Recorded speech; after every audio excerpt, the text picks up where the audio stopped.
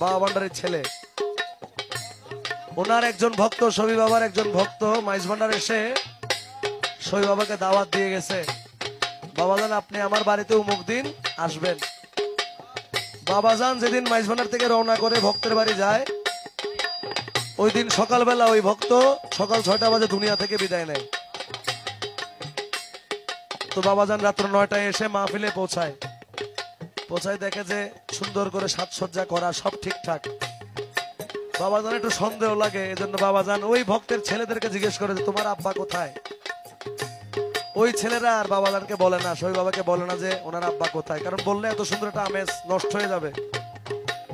শফি বাবা বলে ও যতক্ষণ আসবে না ততক্ষণ মাহফিল আমি শুরু করব না। তখন বাধ্য হয়ে শফি বাবাকে নিয়ে গেলেন ওই ভক্তের কাছে, গিয়ে দেখে উত্তর দক্ষিণ করে শোয়ায় রাখছে, নাকে তোলা, কান নাক চোখ বন্ধ, কানে তোলা।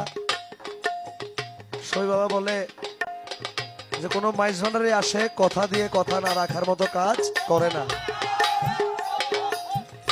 তুমি যে আমাকে দাওয়াত দিলা, আমি তোমার দাওয়াতে এখানে আসলাম আর তুমি এখানে ঘুমাচ্ছ। ওই ভক্ত রাত্র 9টা 9:30টার পরে ওই যে উঠলো, ওই মরা থেকে উঠে বাবাজানের কাছে মাফ চাই যে বাবাজান আমাকে ক্ষমা করে দেন। এটা হচ্ছে কার কারামত বললাম।